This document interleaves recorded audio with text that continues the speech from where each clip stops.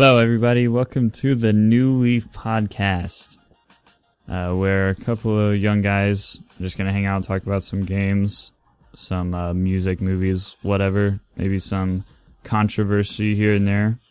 I think that'd be fun. So let's introduce ourselves.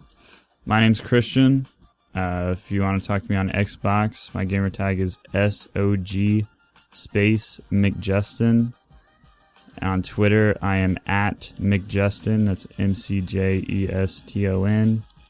And don't bother about Facebook because I don't really get on there. And to my left, you can see Tyler. Go ahead and introduce yourself. Well, I am Tyler, and you can find me at Forgiven Sniper. It's Forgiven spelled normally, a space, and then SN1PER. That's about it. That's all I got. All right, and what? I was going to say I'm from the great state of Ohio, which is about to be in the national championship. Well, I don't know about that, but we'll move on to our next host. Taylor, why don't you introduce yourself? Hey, everybody. This is Taylor. I'm on Xbox at Taylor Made Space 1994. I don't have a Twitter. And I get on Facebook rarely, but I really don't want everybody knowing who I am because that's weird, but I really don't care at the same time, but it's alright. And you can also find me on Instagram at Taylor Loves Allison, spelled with 2 L's in Allison, no spaces. And you'll see most of my life on there and Facebook, but not really. So who's Allison? Is that your mom or? Oh, that's funny. That's my girlfriend, Christian. Oh well, that's Thank you. Just great. Anyways, a little bit about myself. I've ran a few podcasts in the past. Some of our old fanboys might recognize that intro music. But it's been a few years since I was in the podcast game, I guess you could say. And pretty excited to get back into it and talk about some stuff, because honestly, this is looking to be a great year for some games. Do you guys want to share any history about yourself? Or why you're doing this podcast? Should we share history on how we know each other, or why? Yeah, we can do that. Yeah, that'd be good, actually. Well, maybe I'm the branch between you two, so maybe I'll go first. That's true. You seem to be the branch between a lot of people. That's weird. I know how it is weird how it works. Well, I have been alive for 20 years, and I went to church with Tyler. I started going to church, obviously, at a very young age, so that's where I met Tyler, or Forgiven Sniper. So me and him have kind of been pretty good buds throughout the year, I would say, for at least the last, maybe 7 years, probably. We've been pretty good friends, I would assume. And then down the road on Xbox, I met Christian in a Christian gaming community, and then we kind of just, me and him became pretty good friends. Christian's actually one of my closer friends, along with Tyler, even though we know each other from Xbox. I mean, we've seen each other in person, and I've stayed at his house, and he's stayed at my house, even though we live hundreds of miles away in different states. So it's pretty crazy how the internet can connect you with other people who for sure and aren't crazy. That's also a plus. So I think I tried to get Christian to stay with me once, but it didn't work out. Well, Taylor wanted to take family pictures instead of hanging out with me, so. Yeah, that's true. That's definitely all my decision. Let's just blame me on that one. But anyways, it's cool how you can kind of become close to people on Xbox, because, for me, I moved states because of my dad's job when I was in the 10th grade. So a lot of the friends that I knew in South Carolina before I moved to Virginia, we kind of, when you stop hanging out with somebody, you kind of stop talking to them, you know what I mean? But people on Xbox, I spend time with them like way more than I do with. It sounds kind of nerdy, but I think I spend more time with my friends on Xbox than I do with my friends in real life, just because you can stay up like super late playing with people and whatever.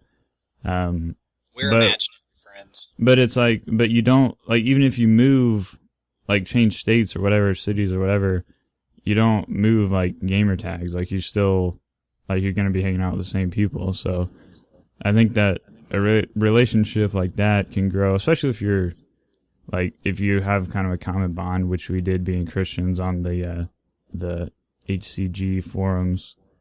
That kind of, I guess what I'm trying to say is, you can build a stronger relationship in that situation, like even if you move away from somebody in real life.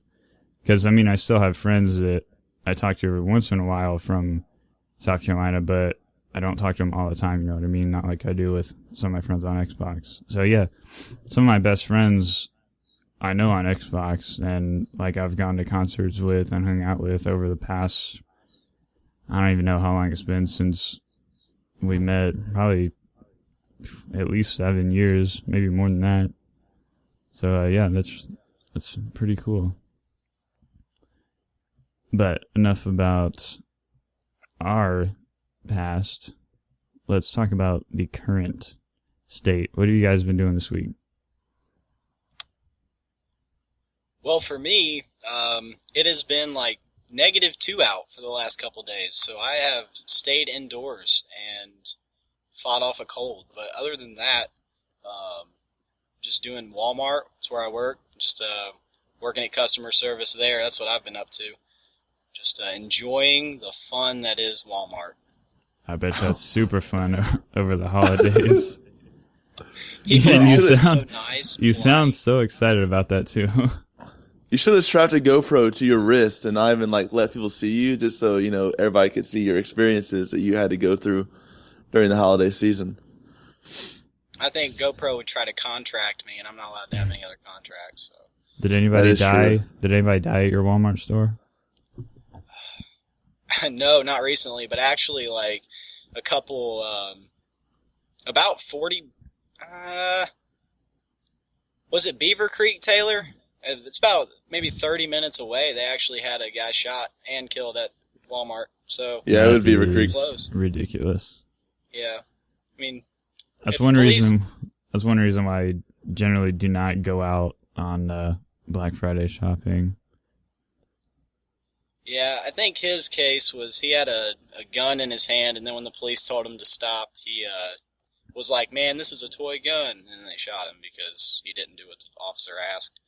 So, well, it helps when you're talking, if you're waving around a gun, you know, kind of. Yeah, you got to have a little bit of common sense. What kind of games you been playing this week, Tyler? Well. Or any movies or anything like that you've seen?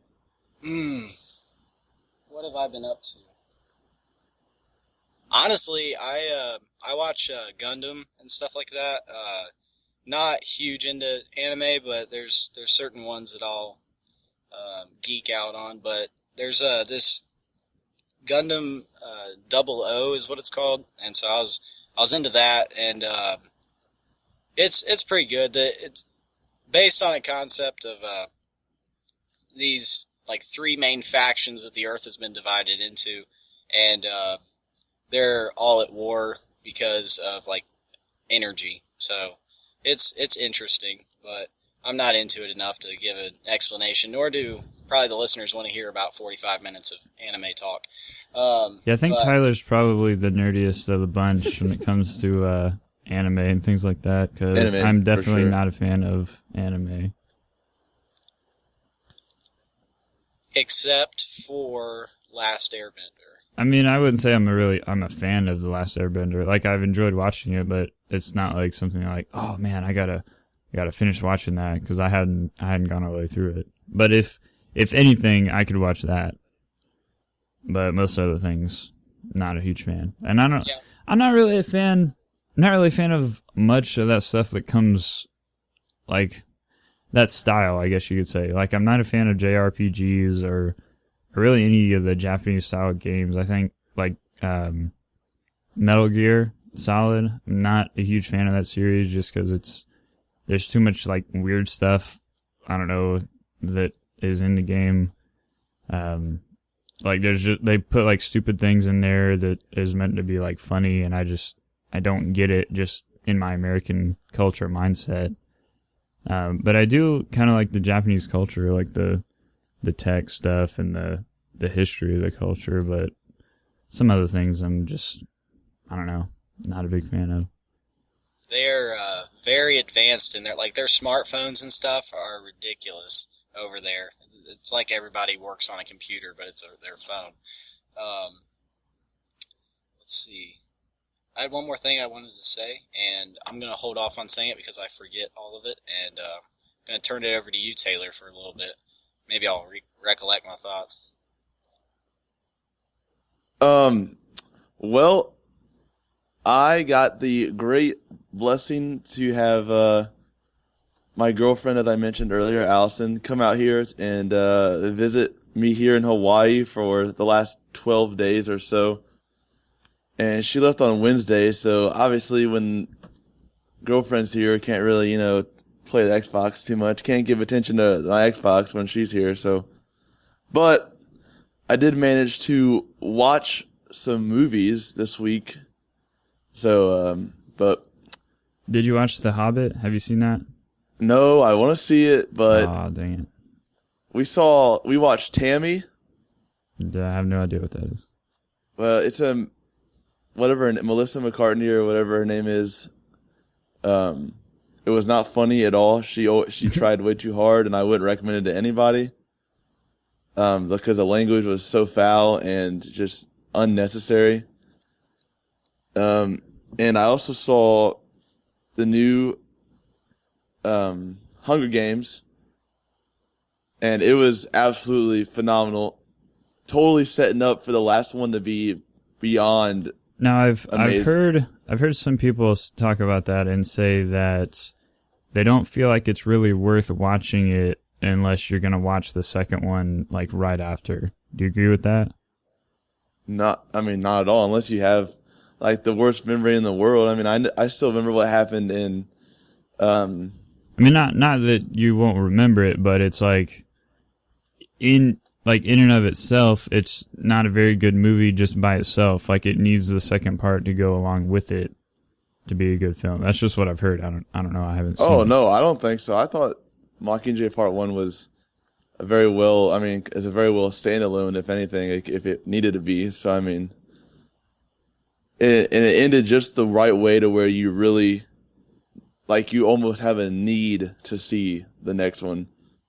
So I think they really did a good job with that. And then I saw The Equalizer, and besides the brutal, like, fight scenes, and if you can't handle that kind of thing of like blood and all that stuff, I would not recommend it. It doesn't really faze me at all, but I would recommend it if you can handle blood. There was not any real nudity or any sex scenes, anything like that. It was just overall good movie in my opinion. Well, that's Denzel Washington, right? Yes, it is. That's usually, like, if there's anything bad in his movies, that's usually what it is the violence part. Right. His movies are pretty good because they are more of a adult oriented film, but it doesn't have all the sex stuff or whatever in it. All the unneeded stuff to make a. I am a fan of old Denzel. He picks his movies well. Yeah, he definitely does. I believe he's a Christian also, and that's kind of the reason behind that. But anyways, what I've been doing this week, haven't been doing much gaming just because I kind of gorged myself on some Destiny and took about a 2-week hiatus off of that, and just haven't had a big desire to play much else.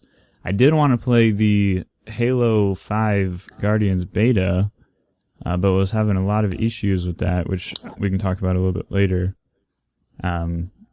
Besides that, I bought FTL, Faster Than Light, on Steam the other day for $2.50, which you guys aren't really PC guys, so I don't know if you know much about that.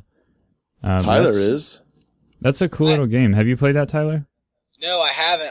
I've seen it, and apparently it got great reviews, if I remember right. I just I've clicked on it, looked at it, but now I forget what it is. Oh, it's really interesting, but it's hard, dude. Like, it is really hard.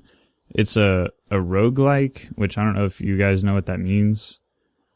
That means like you progress through the game, and then when you die, like, that's pretty much it. Like, you have to restart from the beginning. But there's certain things that carry over, like you can unlock different ships. Is the only thing that I've been able to carry over so far. But basically it's very simple. Like, you pick a ship that you want to go through, and then you start the game, and it gives you like some upgrade parts, and you can spend those on ship upgrades or buying like more guns or whatnot. And you're basically trying to progress through this star system, which is a series. I don't remember how many planets it is, but it's a series of maybe, I want to say 10 or 15 systems that you proceed through. And each system, as you go from one star to the next, has like a random enemy ship pop up, or you'll find like a store place you can buy more crew or more guns or systems or whatever. But the whole time you're going through, you're being chased by this rebel fleet. So you're like trying to escape from them. And if you hang out in one system too long, they'll catch up to you and just like obliterate you because their ships are so much better than yours. And I haven't been able to get all the way through. I was like the second to last system, and I died in a really dumb way and got really frustrated with it the other day. So I haven't played it since then.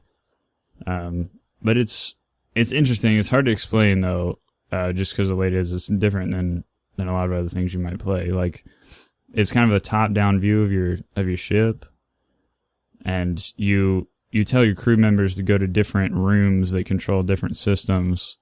Like, so if you have a crew member manning the weapon room, you'll have like a higher damage boost or more recharge, I think it is. If you got a crew member manning the shield room, your shields will recharge faster. And the enemy, once they breach your shields and they start hitting the rooms, they can actually damage your systems. So you've got to send a guy over to repair them. And of course, you got to have a guy in the pilot seat in order to make the jump to the next system. But it is it's a very interesting little game. Not much to it, but it is very fun. And it's kind of that like a pixel style, like a Terraria or something like that. So it's not very intensive on your PC. I definitely recommend checking that out. Besides that, since Taylor was hanging out with his girlfriend, I hadn't played much with him recently, and then everybody else has been doing Destiny. But when Taylor got on the other day, we played some Grand Theft Auto 5 on the Xbox One, which was a blast. We can talk about that a little bit later if you want to. And the only other thing I've been doing is I watched the entire first season of American Horror Story. Get a life. Have you watched that?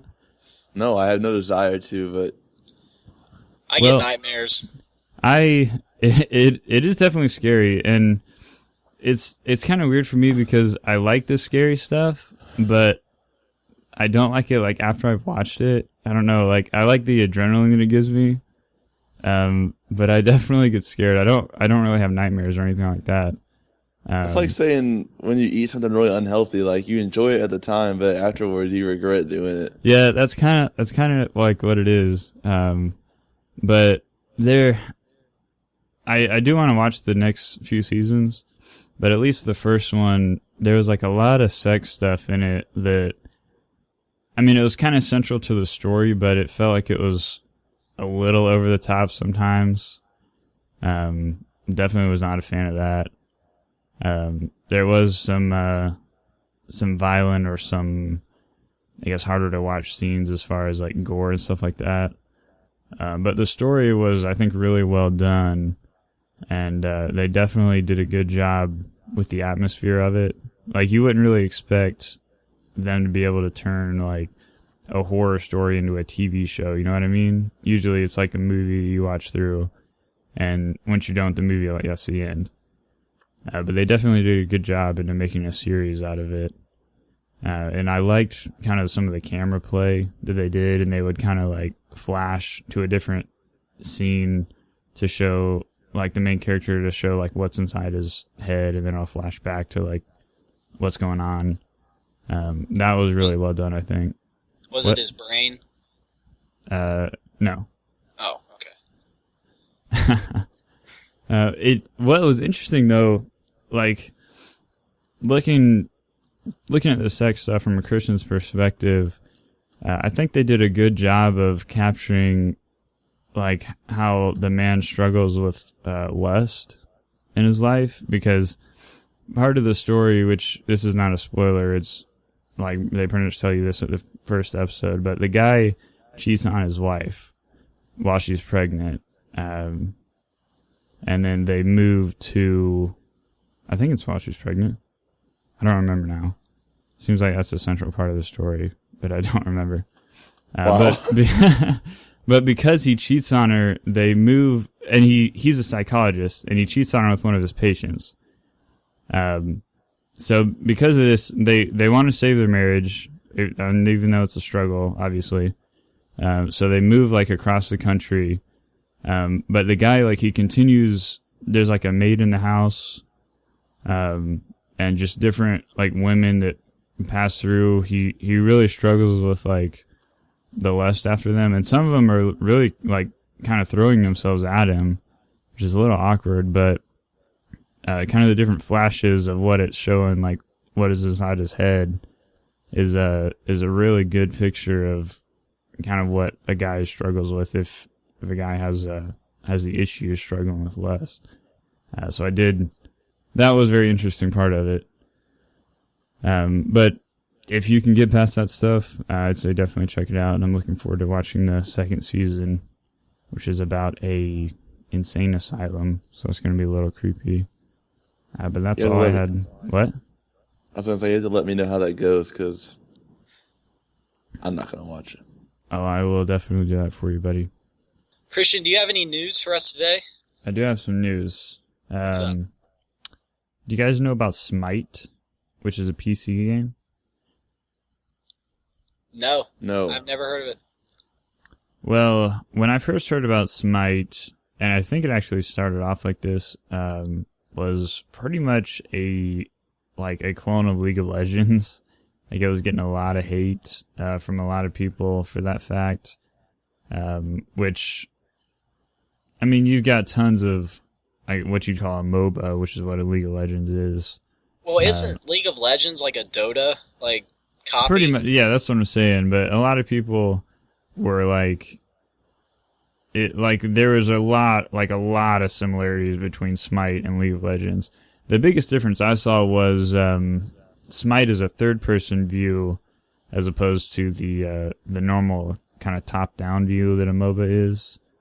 And I'll be honest, the last time I looked at it, it was like really, really early in development.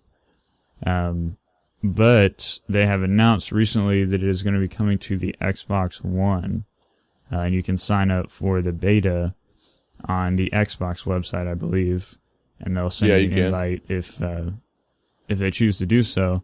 So I did sign up for that just to see how it works. And I might actually turn it on my computer and try it out, because I'm sure like most MOBAs, it is a free game where you can buy like skins or whatever. But I'd be interested in trying it out, because League of Legends is kind of fun. I mean, if you're playing with like friends, it can be fun, but most of the time the people you're playing with, like, all they care about is winning. They don't care about like helping you out. Like, if you're not doing well or you don't know what's going on, you can pretty much forget about it 90% of the time. They're just going to like trash you and like file complaints against you and whatever. It really frustrates people. Like, I mean, and in it college, does. It has crazy. a huge learning curve. I will tell you that much. I feel like, I don't know, it's just I just can't get into games like that, because my rush comes from killing people, like shooting them. So and Well, I playing mean, the game, killing another champion in a MOBA is, I mean, that is, it does give you a pretty good adrenaline rush because it's not like every other like shooting game where you're just killing people back to back. I mean, it takes a lot to kill another player character on a MOBA. But I feel like bringing it down into the third person view, I don't really know. I'm sure there are MOBAs out there like that. I mean, Monday Night Combat, if you guys played that on the 360. Yes, I love that. Was kind of like that. And I felt like that was a lot more accessible to more people, especially on a console, than a lot of the other MOBAs were. Which, did you guys ever play the Lord of the Rings MOBA that was on the 360? no. Yeah, I tried it out. It was not fun at all, which is surprising because I usually like anything that's Lord of the Rings. Maybe it was just a bad game. I don't know enough about MOBAs to judge it, but definitely looking forward to Smite on the Xbox, trying that out, seeing how that works. Hopefully I'll get an invite for it so I can talk about it a little bit more. One last thing. The thing I don't like, micromanaging. You have to do so much. Oh, for sure. Like, your head has got to be in the game 100%. There's like no breaks at all. And that's another thing, like, if you don't there's so much going on, so it's hard to, like, to know what you're supposed to do with your character and your role, that if you're not doing what you're supposed to do, the other players are going to get so pissed off at you because you don't know what to do. Even like my friends that I've played with have gotten mad at me because I'm not doing like exactly what I need to do. And I don't consider myself like a really bad player. Just we do. No, I'm just kidding. Well, I do. I appreciate that. Well, I just have like I mean, you guys can be like the judge, I guess, of this, but I mean, I can't sit still in a video game, even if it's like not a shooter. I just can't be sitting there. I don't know. I just don't like those games do last a long time. Like an average League of Legends game lasts half an hour to 45 minutes. And like I said, you've got to be concentrated on nothing but the game the whole time. Right. And I like to get in and let the people I'm playing against know that I'm there and win and be done with it and then move on. Like, I don't like to sit there and like deviously devise this excellent plan on how I'm going to overthrow this champion and take down all of his minions and some baloney like that. You know what I mean? I think that'll be interesting to see how Smite is on the Xbox, because Xbox gamers are definitely used to, like you said, the quick in and out, like get in there, get it done, and then the game's over within a matter of minutes. So it'd be interesting to see how that plays out. I mean, the average game is like, what, 10 minutes for like a versus or multiplayer? Right. Those things? 10 to 15 minutes, something like that, and even less. That's just like a time limit. Usually you end up winning the game before that. And even like as much as I love Battlefield, when the games take like a half an hour, it frustrates me. Yeah, you get burned out on Battlefield. Yeah. I mean, and I love Battlefield. Like, it's one of my favorite games, and I still, because it takes so long sometimes, I don't know if it's because I have like a short attention span or what. I don't think I do, but maybe I do. We've been like programmed to be that way, like on Xbox, because that's pretty much always how it's been. I mean, there's been a few like ever since Halo 2 here and there, yeah. That's kind of the console games are kind of like the have become like the competitive scene recently. I mean, I know you got like your Counter-Strikes, which that's another example of a really quick game, but it seems like the console gamers are more used to those just really fast in and out type games. So that will be an interesting one to see. Repetition. We like repetition. I mean, it's varied every time, but I mean, like a Call of Duty game, you're doing the same thing every time. You're just using different weapons, and it's kind of like Destiny. Right. I love it. It's just, when I look at it, what I've done all day is just done the same thing over and over, but I enjoy it. I mean, yeah, let's not talk about that. Let's not make another Destiny podcast. But anyways, let's move on to the next item. How about Evolve? Have you guys played that? Yes. Yes. What is now? I played this on the PC on the very first alpha that they released. And it was like, I was like blown away as to how cool that was. Like, to play as the monster was really interesting. To be, I can't really think of a game that's been like that where you have the 4v1 is their big marketing thing. I can't really think of another game, which I don't really play like that much or that many games, but I can't think of one where like an actual player controlled character is the big like boss character that you have to fight, and all the other guys are like a co-op team against him. Like Left 4 Dead with the tanks, though, that could be. I mean, if you've ever been a tank in Left 4 Dead, that's ridiculous. Right, if the tank was a player character, which I think you could be on the multiplayer. You can be in the second one. Yeah, you could be. So that might be. That's close, but the monster in Evolve is way more advanced than anything a tank could do. But yeah, so on the PC, it felt like it was so like new, felt really fresh. I was really, really excited about it. So you thought it was really good. Yeah, but then it came out on the Xbox alpha. When was that? It was about 2 months ago. Was it November? It was the end of November, beginning of the end of October, I think. Beginning of November. Yeah, that's right. Right. So I played it on there, and it was like, at that time, I was really excited to play it on the Xbox because that's what I wanted to buy it on. I didn't want to buy it on PC. We all had it. Right. But by the time I played it on there, I was like, man, this is like, it's kind of the same thing. Like, I'm doing the same thing that I did before, and there wasn't really anything new. So I kind of lost my interest in it a little bit. I was like, well, I'll wait for release, see kind of how reviews go, and see how it goes. But then, and I think mainly it's because it was like the same game mode you play, and it seems like it was the same map. I mean, there was only one that I remember that was really different than a lot of the other maps. But then after that ended, they started talking about this new game mode where it's almost like a campaign. You go through different scenarios, like fighting back and forth between the monster and the hunters, and kind of culminates in this like big ending, which seems really interesting. That kind of piqued my interest a little bit more. So I'll be interested to play that when the beta, I believe, comes on Xbox. I don't think it's still an alpha. Maybe it is a third alpha, but I don't know if it is that. I mean, the game comes out in a month, so right. I mean, it has to be a beta in that case. So I'll be interested to play the new game mode, but I think I kind of totally lost interest in the game before it even released. But what are your guys' thoughts on it?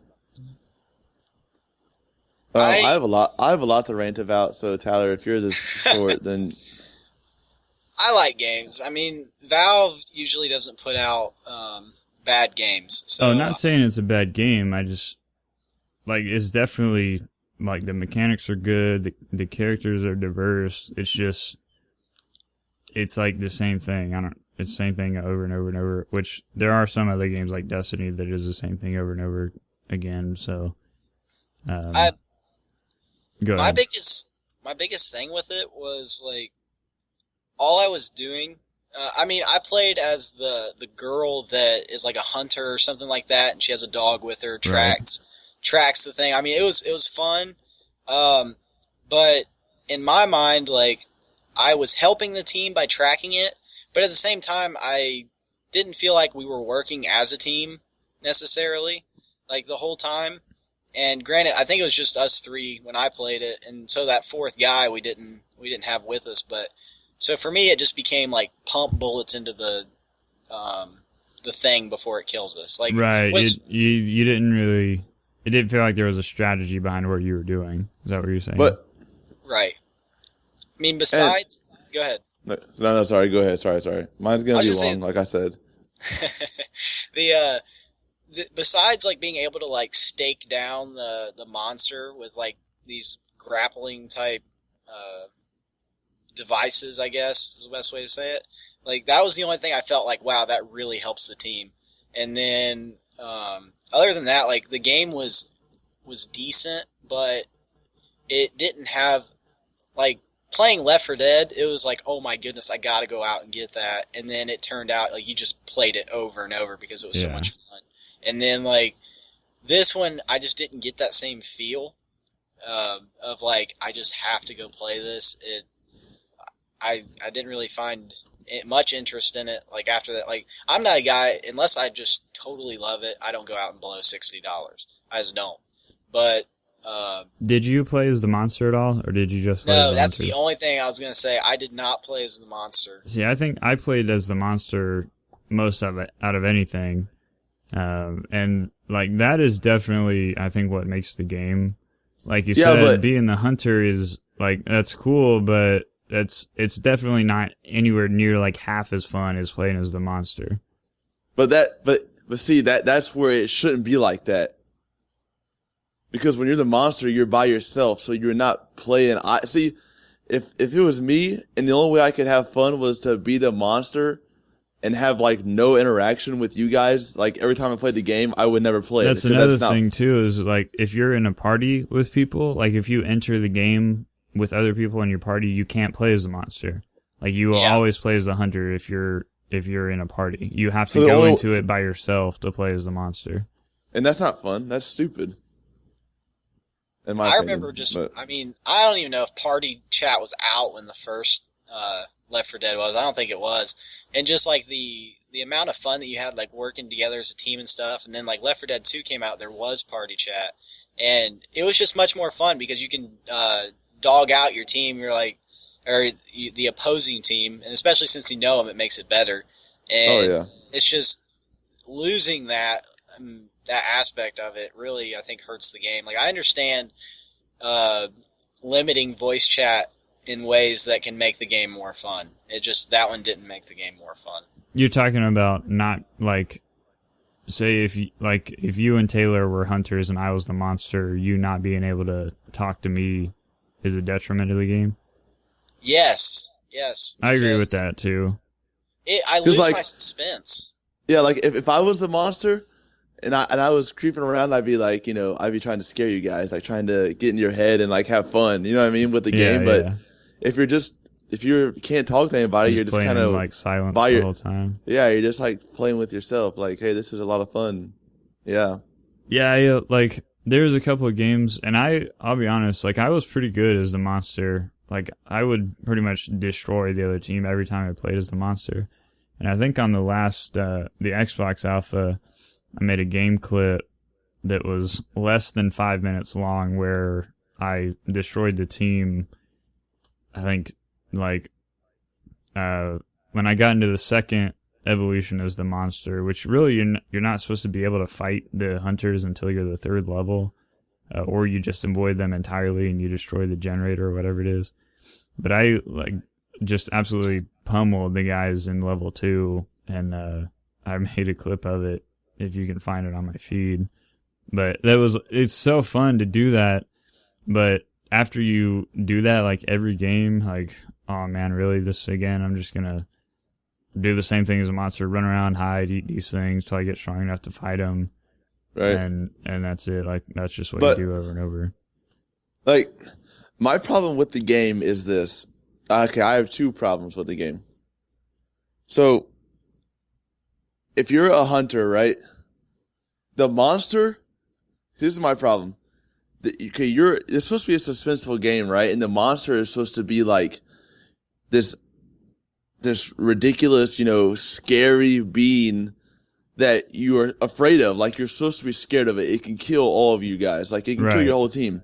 And if you get into a game and the monster has no idea what it's doing, that takes all the fun out of the game. Like if it was us three against a random person, and I would have much more fun and I'd have my adrenaline pumping more if I was just walking around and then the monster like grabs Tyler and kills him and then runs away.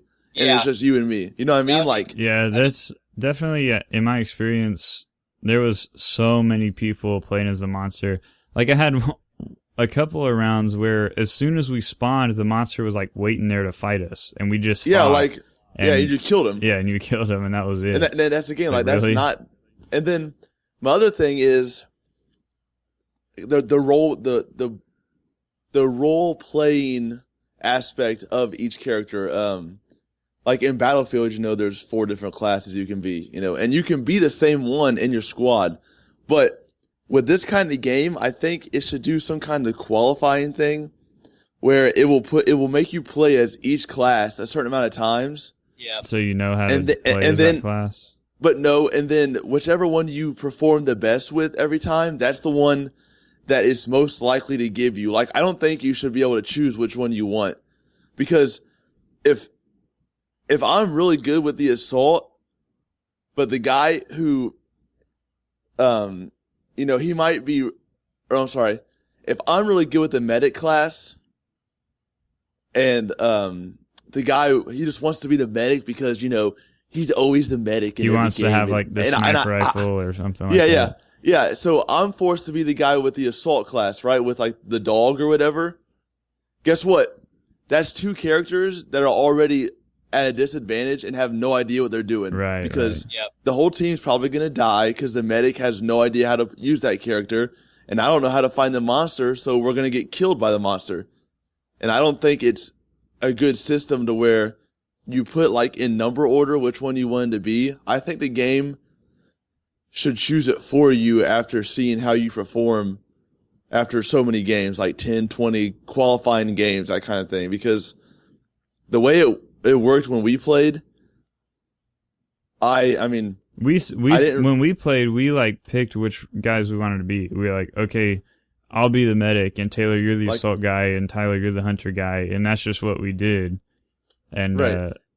So it wasn't like totally random every time when you get a character that you don't know what you're doing. For us, right. Yeah, but like Yeah, you join exactly, a random. Yeah. You're just if you join, yeah, right. If you don't have anyone to play with and you're like, I want to play this game, like you're not just gonna not play. You're gonna play, but then you won't have fun with it if your whole team is dysfunctional and has no idea what they're doing. Yeah, I think that's annoying. Definitely. I don't think that, at least on the hunter side, I don't think this is a game that would be very fun to play with random players, like just to be matched up with them. I think you definitely would have to play with friends to have a good time.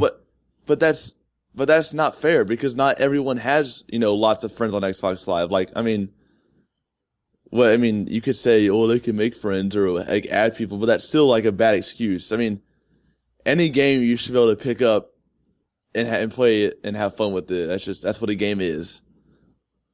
Like, there shouldn't be a certain kind of criteria or a certain way to play it to have fun with it. You should just be able to have fun playing a game. And if you want to be a certain class, it should be able to put you in.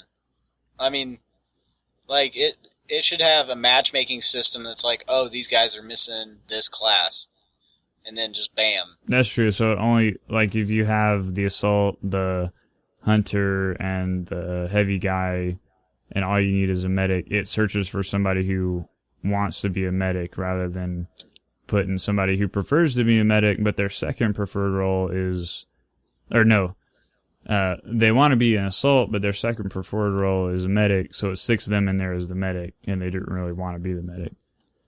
Right. Yeah, I mean, go ahead. I was just gonna, if that was kind of all we were talking about, we can move on, but kind of give your last thought if you want to.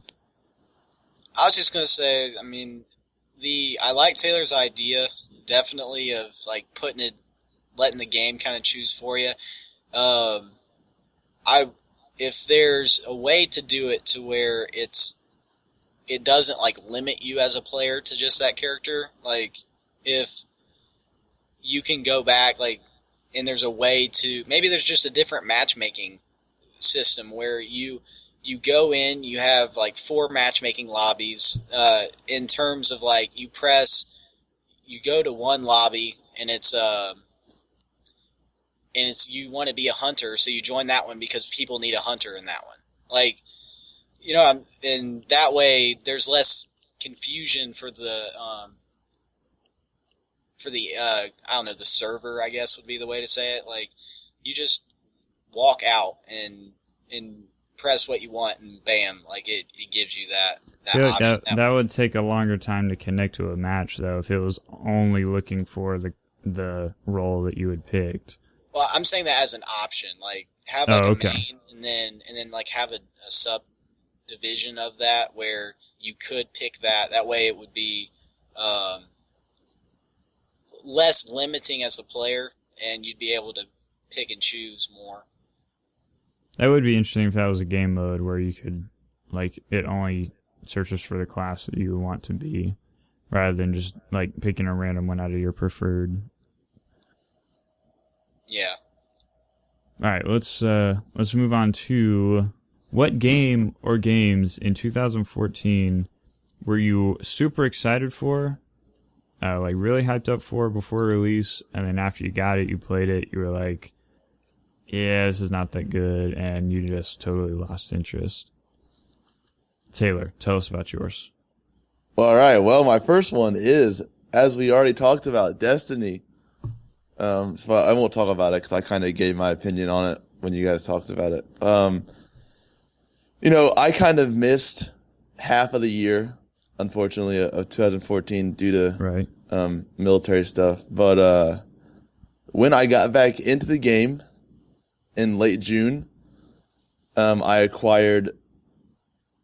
I got Watch Dogs, and Watch Dogs was so sweet in my opinion, but I couldn't keep playing it because it was Assassin's Creed with like a hacker skin. Yeah. It was exactly Assassin's Creed, like same exact thing.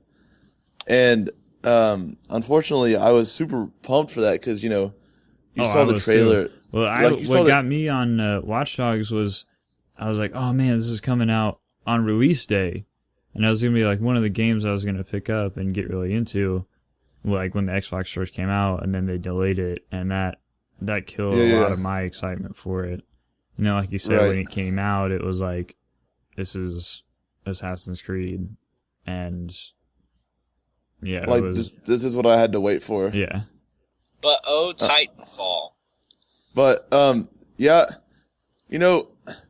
Titanfall was a game that I missed again because I wasn't I wasn't around for it. But when I finally got to it, it was still a fairly popular game. And honestly, if the only reason I got rid of it when I did, like here lately, is because so many new games are coming out, I just don't really think I had time for it.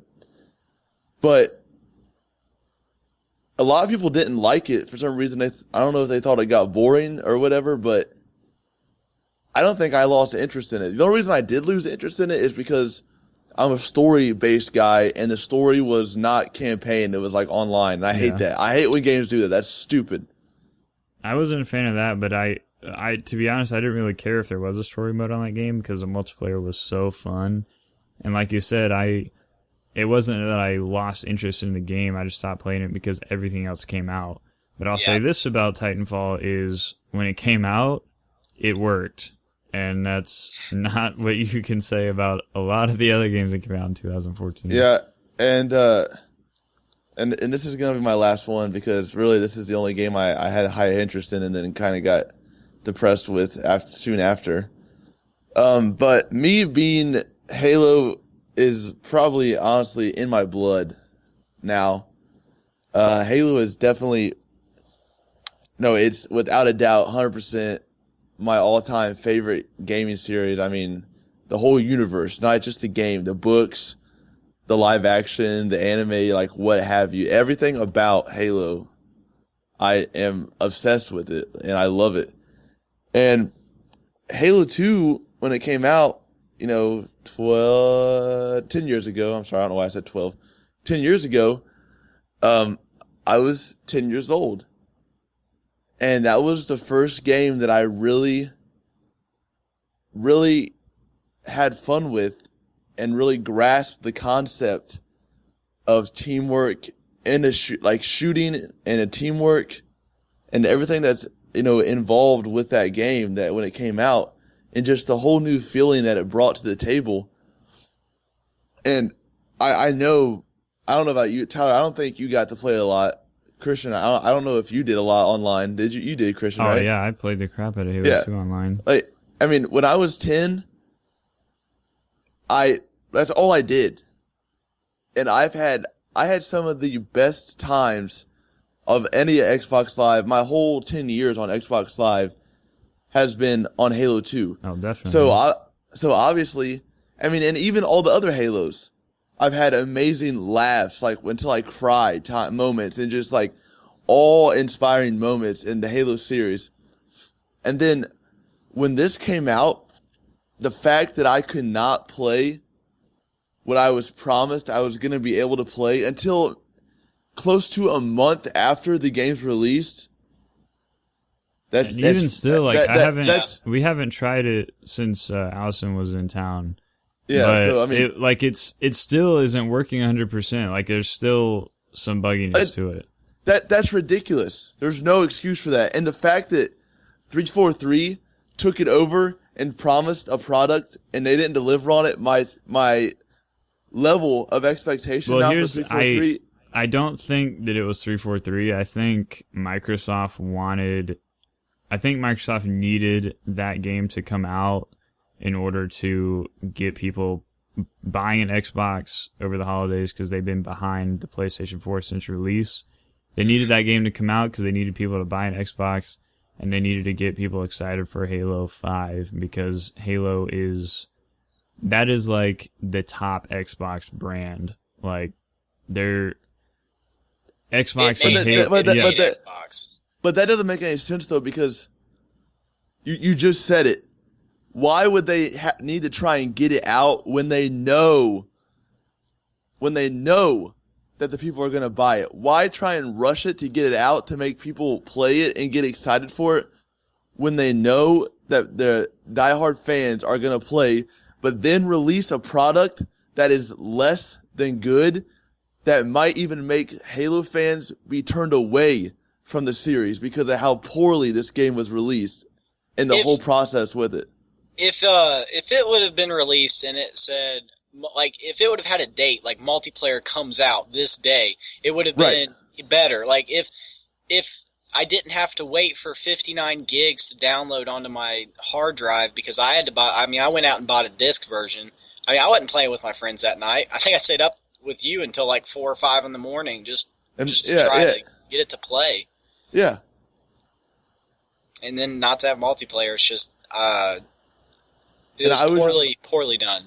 I was just really sad because that's all I wanted to do was just play Halo, because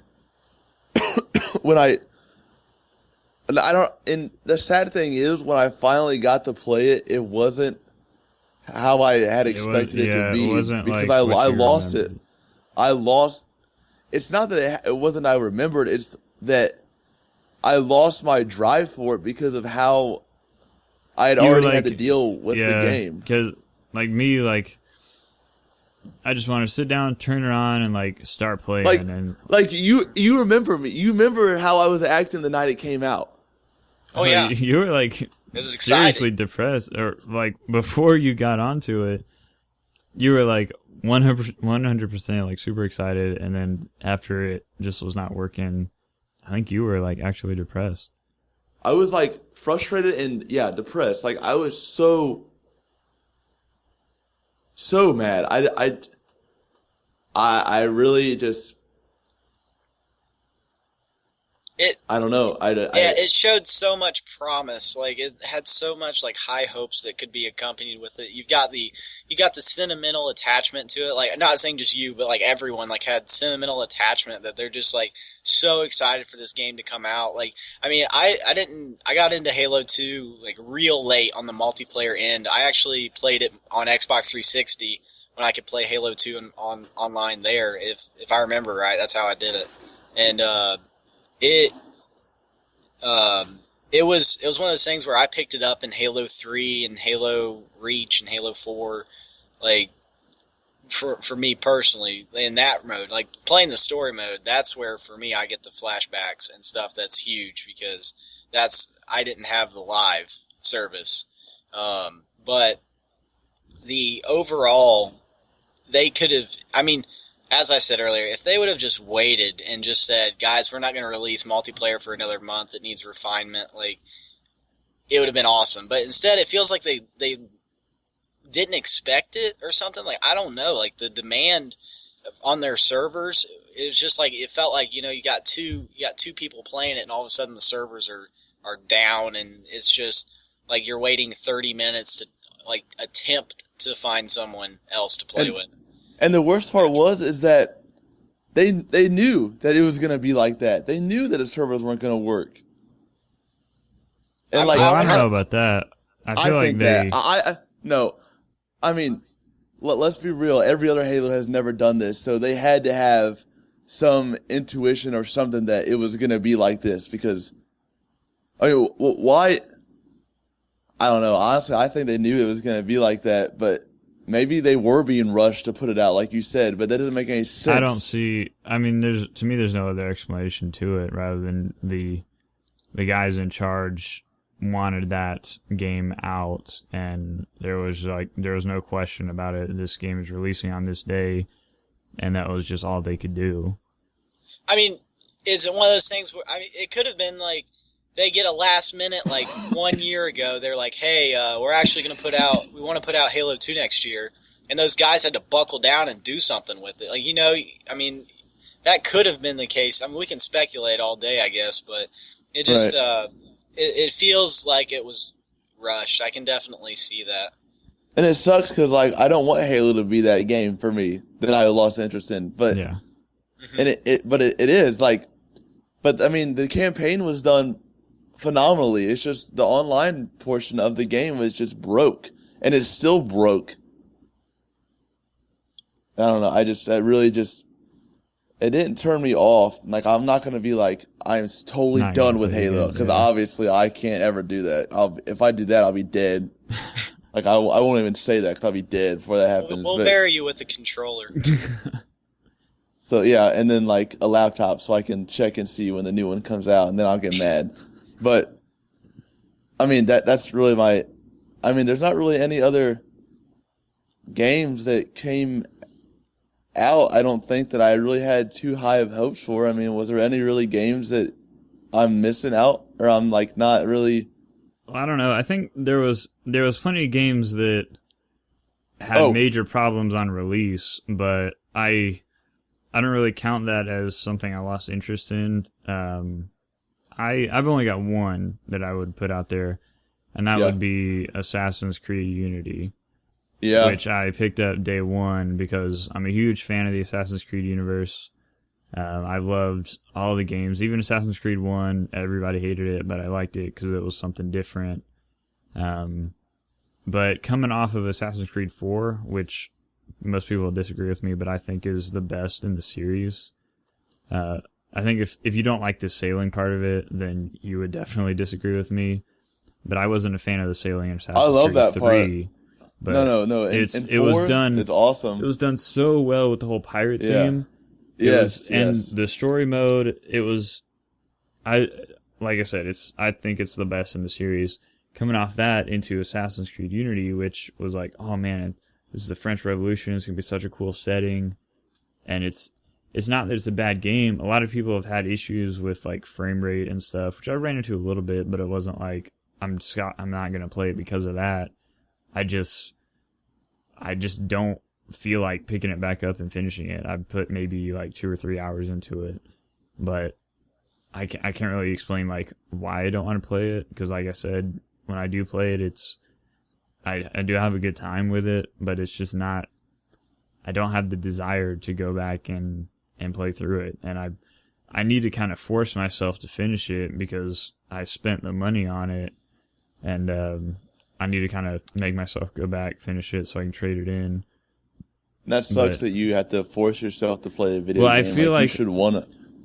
I'm hoping that if I kind of force myself to get further into it, I'll get my interest back into it, you know what I mean? Like, I'll like discover more of the story and I want to see how it plays out. But right now, I have no desire to go back and play it. Well, that was a really bad voice crack, but That's right. You've had lots of them, so thanks. Anyways, you're welcome. So that's mine. I definitely was frustrated with a lot of games that did come out because of the broken online aspects to them and whatnot. But as far as just a game that didn't have as many of those problems, I just totally lost interest in playing, would definitely be Assassin's Creed. So we'll shoot it to Tyler. Well, I kind of already voiced my opinion. The only one that really I was disappointed in was the Master Chief Collection. So, I mean, other than that, like, I'm really picky on the games I buy, so I used to not be picky, but now I am. And where I put my money, I've enjoyed. I mean, I still enjoy Halo, but it was just the letdown of, as we've already talked about, the multiplayer and stuff. So, honestly, that was it. That was a good point what you said about being a little picky with where your money's going. This year, and I think this previous year has kind of changed my opinion on this, but I was like, if there's a new game coming out, I was really excited for it. I'd buy it day one. But I think I'm gonna kind of hold back a little bit this year. I might not even buy any games day one. I'm gonna let them release. What? Watch. I mean, they might be few and far between, but Halo 5? I mean, Halo 5 would probably be the main exception, or maybe like the Division or something like that if that releases this year. Yeah, the Division. Yeah, for sure. But most things like Evolve, The Witcher, like things like that, I'm gonna wait and see what's going on with them before I spend my money, because I feel like consumers have been burned more often than not this previous year. What burns me is, I mean, I pick up a game for $60, and 2 months later, like not even 2 months, I see it for $30.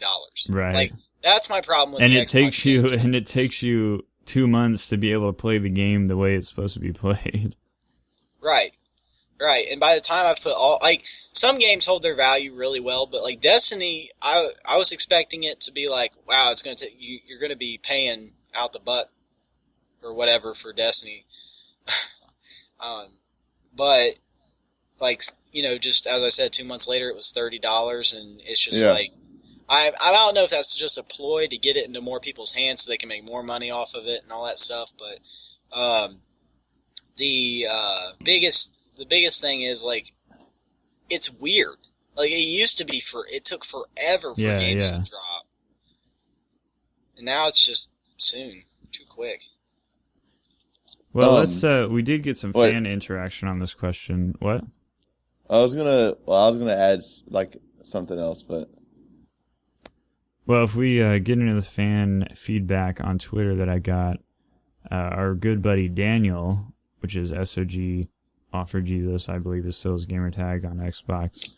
Yeah, it is. Said that his pick would have been Titanfall because it sucked, is his words. And to be honest, I kind of mouthed off back at him. Daniel is a really picky gamer, I guess you could say. Like if he tries something for 5 minutes and doesn't like it, he's like just totally disses it. So forever. Yeah, for good. So I don't take much stock in his opinion, but it is what it is. But our longtime super fan Scooter Dad said that and he's a little hard to understand on Twitter.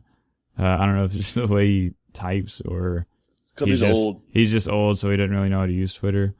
But he said his was Black Ops 2, which I know he's a huge fan of Black Ops 2.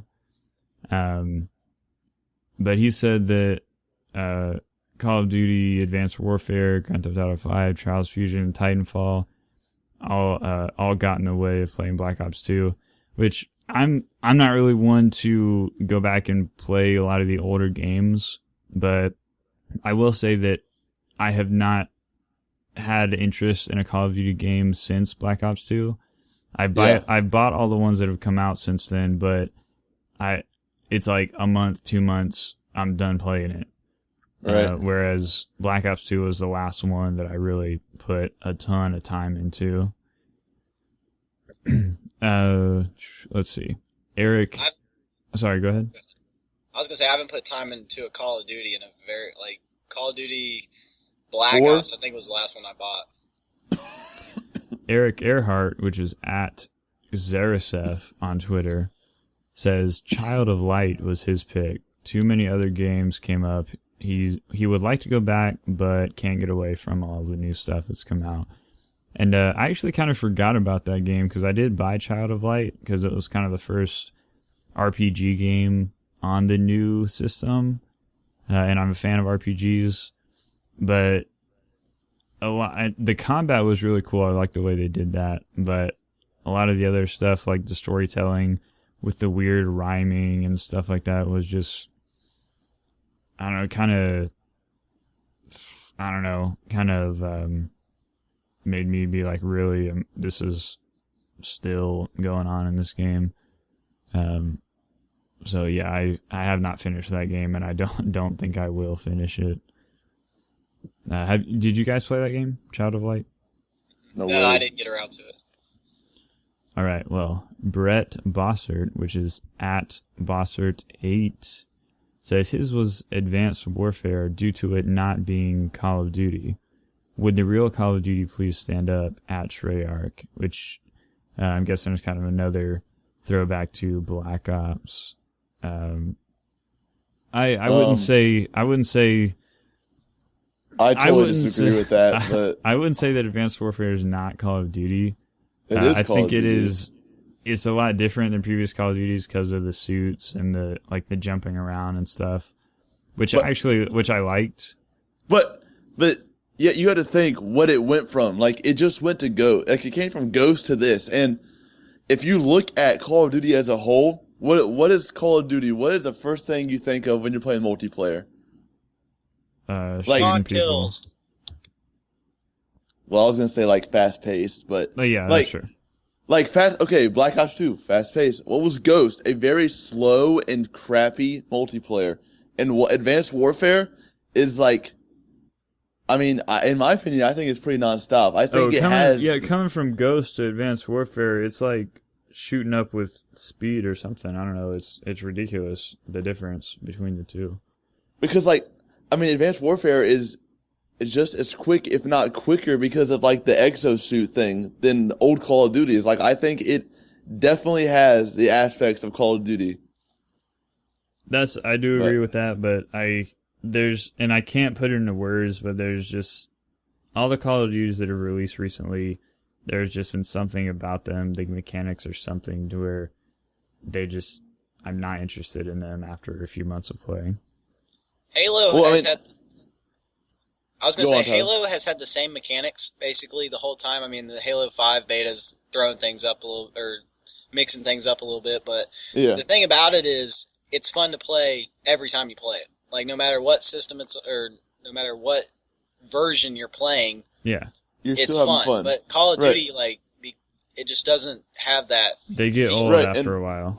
But I think, like, old Call of Duties, I guess this is the difference. Old Call of Duties was very, all it was about was running around and shooting people. Yeah, and there was now no, abilities they put a lot of focus into how the game feels instead of how it should run. Like, don't get me wrong, I think a game that feels good is just as good. I want that. But old Call of Duty, I didn't care. Like, if the gun shot and I could move around with it, it was fun to me. And that's how Black Ops 2 was. I mean, you could run around like a madman with an SMG and get like 100 kills every game, like, no problem. But I mean, I don't know. I feel like they're putting too much emphasis on how the game works, and maybe even trying to be like, starting to slowly incorporate Battlefield 4, or not 4, but just Battlefield mechanics, like the vaulting and the sliding and,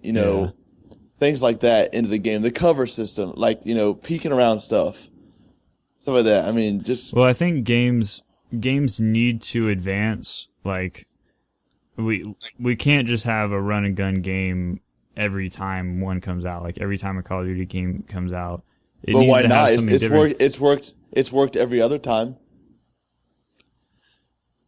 I think the problem is there's not consistency. Like, you kind of like stumped me on that one because because I just thought of, like, you mentioned Halo 2. Like, we can go play Halo 2 Classic on the Master Chief Collection and have, like, a total blast, even though there's no sprint, there's only a couple of the weapons have a zoom function. It's just straight up run around shooting people. Right.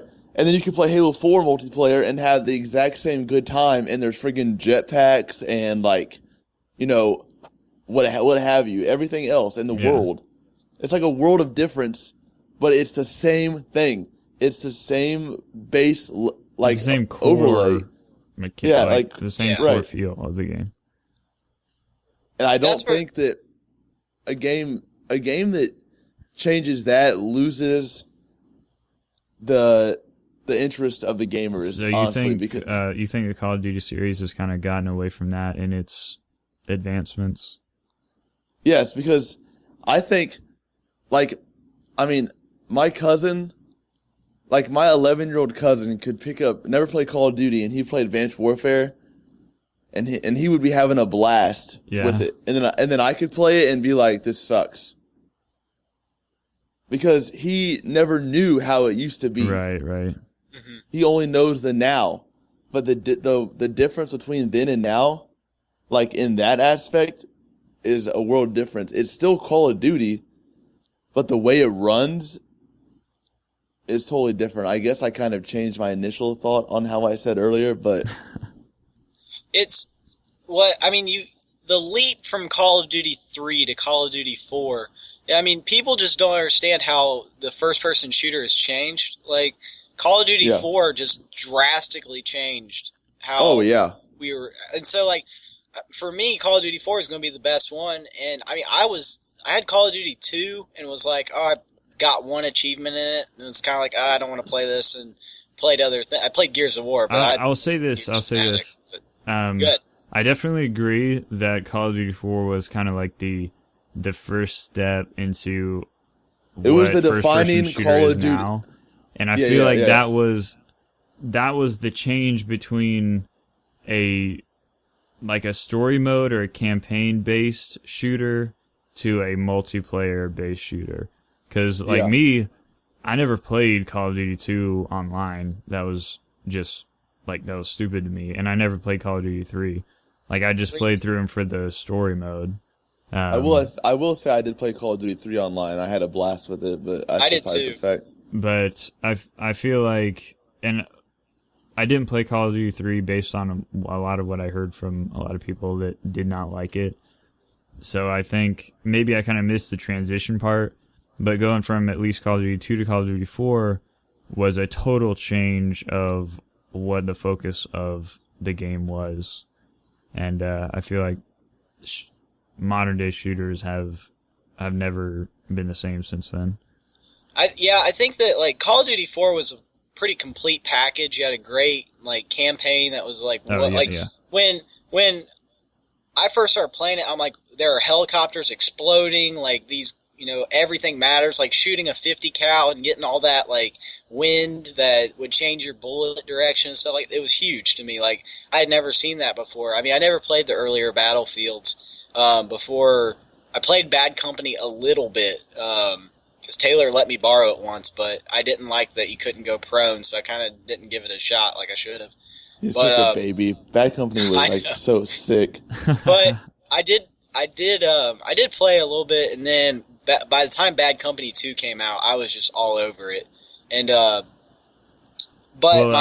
was shortly after Call of Duty 4 came out, I believe, when it changed from Battlefield 2 to Bad Company, and there was a very, very drastic change in. It was a totally different game. It had nothing. I really don't see any similarities from Modern Combat to Bad Company whatsoever. Like, that's something I think we've lost in a lot of modern games. It's the next iteration of a game is pretty much the same as the previous. It's just slightly different. I don't think we've gotten that really drastic new update to a game that we used to get all the time a few years ago. Yeah, it's more like, right. I mean, for me, this is why I don't like Call of Duty and I don't give them a lot of my money anymore. It's because I feel like they found something great, but then they're like milking us now. Like they'll give us, we're going to improve your sprint speed this time, and then we'll give you an additional boost or something. Like there's just little things that they're doing, and I understand like fine tuning it and getting the like core experience, but they haven't done that. Like they haven't really fine tuned it to where it's just like the beautiful thing that Call of Duty 4 was, in my opinion. Right, and that's almost where I see what they're doing with Halo 5. Like, Halo 5 is going to make you say the words, this is not like Halo's multiplayer. This is not Halo multiplayer. Like, they are literally leaping to a totally different dimension of the shooting, of aspect of everything Halo ever was. But I feel like it's still Halo. It is totally different. Right. And that's something that not every game has the ability to do for some. I don't know why, but I mean, Halos make crash and burn. I mean, if it's too different and it's not as accessible or something like that. I mean, Halo's so skill based that I mean, I love it, but at the same time, when I joined my first game, I was playing with people that were like had known the maps, and there's only 2 maps. So by the time I joined my first game, I'm like 2 and 8, and I'm like, I don't even know what I've done. Like I just spawned and now I'm dead. And Halo is a series where if you're good at it, you're gonna be good at it. If you're bad at it, you're gonna be bad at it. Like there's not much you can do to change that. Like I didn't realize that until the new one came out, because I played Halo 2 Classic, and it was literally like my brain shut off, and it was muscle memory when I was playing multiplayer. I was like, I didn't know what I was doing. My fingers were just moving because I used to run the same exact course on every single map before. Right.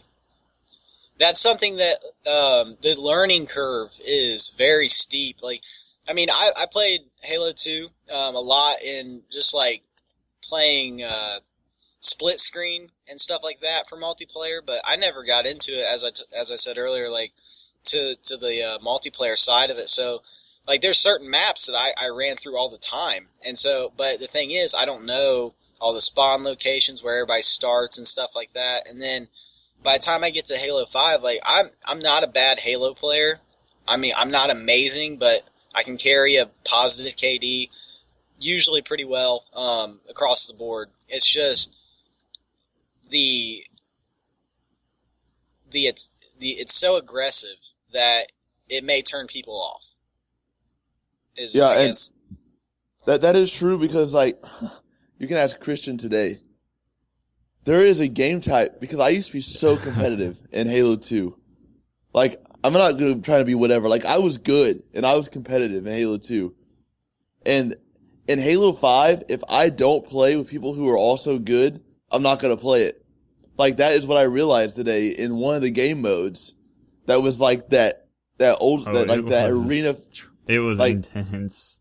Like that arena feeling, like one-on-one, like just teams, like it's Team like high Slayer. Stakes. Like, I feel like you die quicker. Oh, for sure.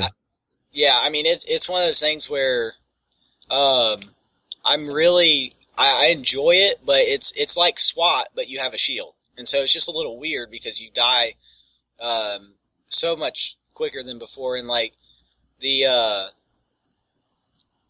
for me, I feel like at times, I think I said it earlier I may have been talking off podcast about this, but like for me, when I'm shooting and I watch me getting killed with 3 successive like 3-shot bursts, and then I die. But then I put that exact same 3-shot burst into somebody else, that three round, and it doesn't kill them. That personally drives me nuts because I don't understand why that happens. And so that's where my frustration lies, is like I don't understand well enough like how to play it yet to where where I get that, I guess. Right, and that kind of can take me back to Call of Duty, because the old Call of Duties, I knew Like, I would shoot bullets at somebody and I would turn because I knew that I was going to kill him how many times I shot him. And then they tried to manipulate the shooting and, like, the damage and, like, how it worked in the newer ones. And honestly, in the new Call of Duties, I'll shoot people and I'll turn around thinking that I killed them. But they're still alive because I didn't. I still would have to shoot them more because it wasn't enough. Like you said, it's muscle memory. Like your brain pulls your finger off the trigger because it thinks that that's it. That's all you got to do. But it's not.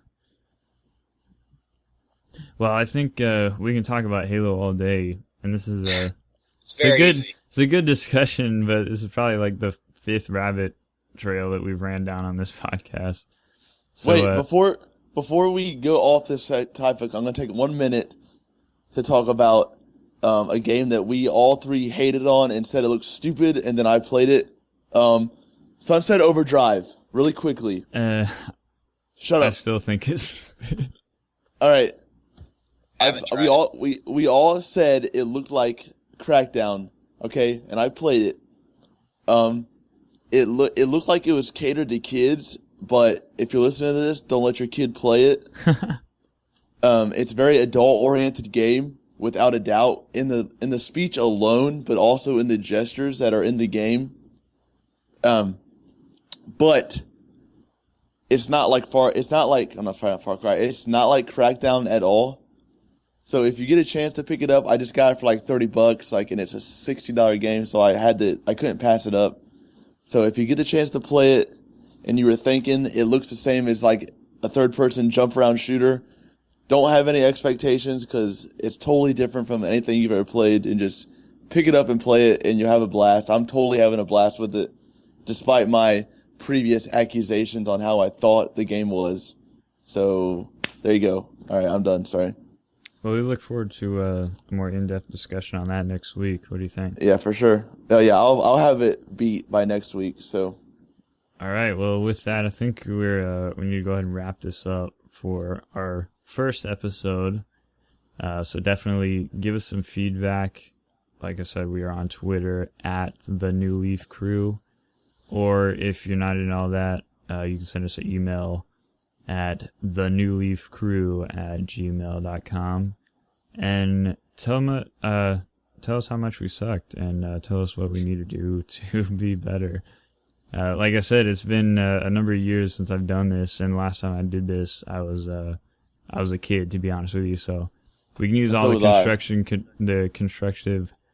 I can't talk for some reason. Constructive criticism. The constructive criticism that we can get. So definitely, I will say this: we've got more fan feedback before our first episode than I think we ever got in the other podcasts that I ran. So yeah, and also tweet us and email us how many times Christian's voice cracked this episode. Yeah, I would be interested in knowing that, actually. But that's rough. That's rough. So definitely give us your feedback. Let us know what we can do to improve. But in leaving, we are going to leave you with a Bible verse, since we are Christians, that kind of describes where our name came from. And we can talk about this a little bit more next week, where I want to get into more of what we want to do with the future of the podcast. This verse is 2 Corinthians 6:17. Do one of you guys want to read it? That's wrong. Oh. No, it's 2 Corinthians 5:17. I'm sorry. I'm not wearing my glasses and my computer screen is a little far away. It's all right. Why don't you guys go ahead and read it, since I can't see it? I'll take it. You go ahead. Okay. Therefore, if anyone is in Christ, he is a new creation. The old has passed away. Behold, new things have come. Well, sounds good. Yeah, what do you guys think good. about that first episode? I think it was a little bit long. To be honest, I might be cutting out a ton of stuff. That's okay. Like, shorter. edit out. Like, I don't know, man. I don't know if I have two hours a night to. I mean, oh, no, I not. can. It's just like I'm hungry, I have to be here all in one place. And Well, I mean, if we would have done it, I think if we do it like at around 4:30, like we said originally, then I think we'll be good. Like that's like a good time to do it.